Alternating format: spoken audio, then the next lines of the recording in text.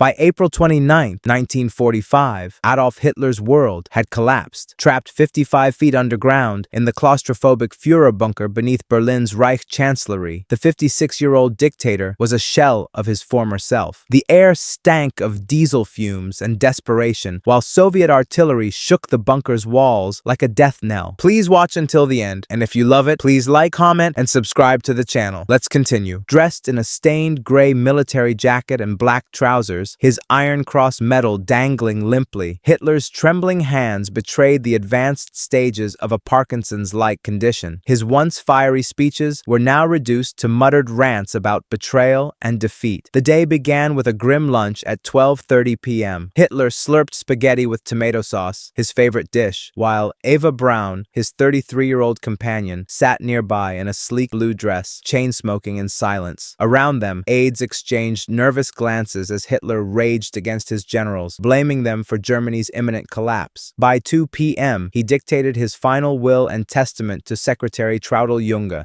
declaring himself a victim of treachery. Moments later, in a stark, dimly lit room, he married Eva in a bleak 10-minute ceremony. A Nazi magistrate, Walter Wagner, presided as Eva donned a black silk dress and Hitler straightened his crumpled uniform. There was no music, no celebration, only a hollow toast with tea. As the afternoon dragged on, news arrived of Benito Mussolini's brutal execution. Italian partisans had shot the fascist leader, strung up his corpse, and mutilated it in a public square. Hitler, pale and shaken, hissed, "This will never happen to me," and ordered his SS guards to stockpile 200 liters of gasoline in the Chancellery garden. By 6 p.m., General Weidling delivered the final blow. Soviet troops were less than a kilometer away. Hitler stared vacantly before demanding a suicidal counterattack, a command met with silent disbelief by his generals. Nightfall brought a macabre routine. At 8 p.m., Hitler distributed cyanide capsules to his staff, then coldly ordered his physician, Dr. Ludwig Stumpfegger, to test a capsule on his beloved German shepherd, Blondie. The bunker echoed with the dog's agonized whimpers as it died. By 11:30 p.m., Hitler bid farewell to his inner circle, shaking hands with over 20 staff members. His glassy-eyed gratitude felt more like a ghost's farewell. Eva, eerily calm, gifted her fur coat to Traudl Junge, whispering, "I won't need this anymore." As April 30th dawned, Hitler burned personal documents,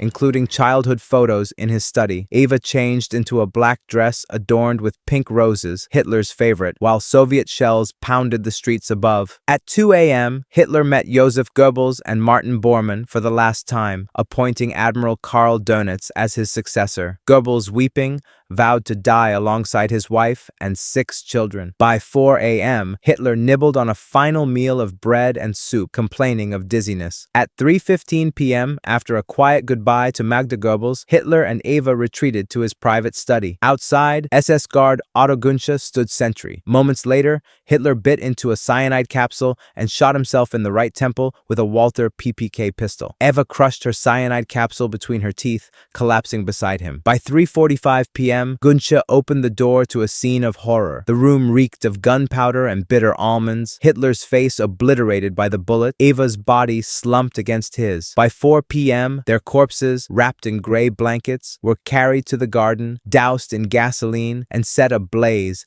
as Soviet shells exploded nearby. The small group of loyalists raised a final Nazi salute, their faces illuminated by the flames consuming the man who had vowed to rule Europe for 1,000 years.